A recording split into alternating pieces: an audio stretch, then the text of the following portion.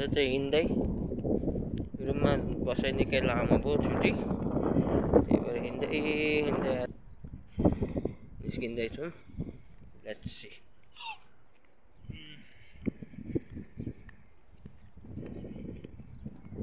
दाजु आज कता अरे? मार्केट हो। लामो छ बोर लागेर हिँड्न लागेको। ल दाजु कसरी गर्ने एक्सर्साइज देखाइदिनु त्यहाँ, लु त।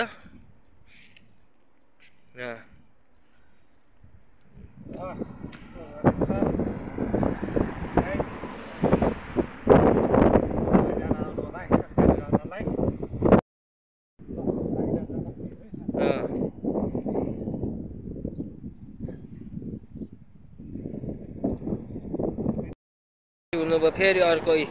ल यो यस्तो रहेछ है, यो चाहिँ यो चाहिँ बिहान बेलुका हिँड्ने अनि यहाँ एक्सर्साइज गर्ने। ल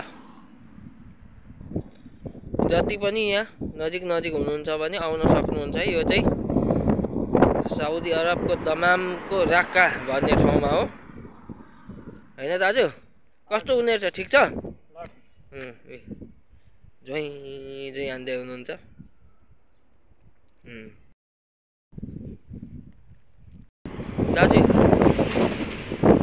दाजु यो पार्कमा आउँदा कस्तो लाग्यो त अनि? एकदम रमाइलो छ यो पार्क, सबैजना आउनु होला।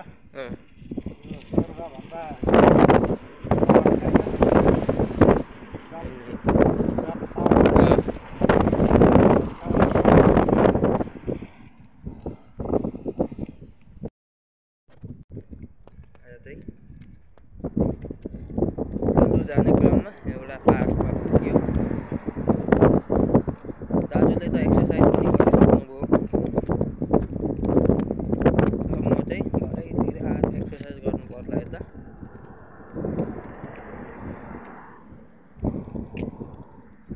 घाम लागिरहेको छ, हावा चलिरहेको छ।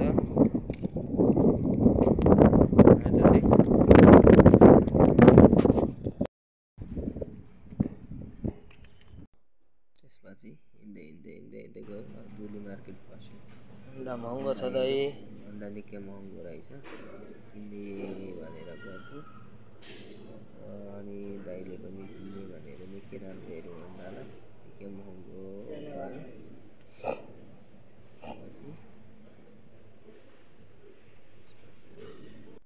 फलफुलमा गयो, एभोकाडो हेऱ्यो, एभोकाडो छाने, भिटामिन चाहिँ राम्रो हुन्छ। अरू सब्जी हेर्दै, फलफुलहरू हेर्दै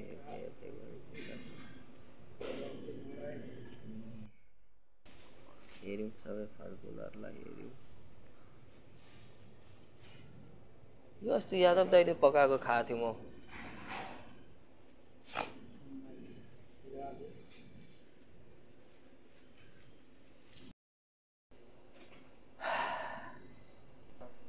यसो गाजर, मुलाहरू, खुर्सानीहरू हेऱ्यौँ, निकै महँगो लाग्यो। फेरि राम्रो लागेन भनौँ। अनि खुर्सानी हेऱ्यौँ, खुर्सानी पनि एकदम ठिक लागेन, महँगो, खासै पिरो छ जस्तो लाग्यो। फेरि ड्रागन फ्रुट हेरेँ, ड्रागन फ्रुट छाने, ड्रागन फ्रुट पनि ठिक लागेन। त्यसपछि हामी चाहिँ फर्क्यौँ है मार्केटबाट। त्यही भएर दाजु यहाँ हुनुहुन्छ। यहाँ खै सुन्तला केरा ल्याएछु भन्दै हुनुहुन्थ्यो। यो खाने भन्ने कुरो छ। दाजुले तेलसेल पनि बोक्नु भएको छ।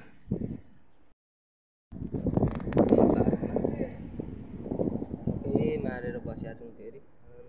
घाम छ, हावा चलिरहेको छ। त्यही भएर गर्मीमा सुन्तला खाने भन्ने कुरा गर्दै हुनुहुन्छ दाइले। खानु न त, खानु।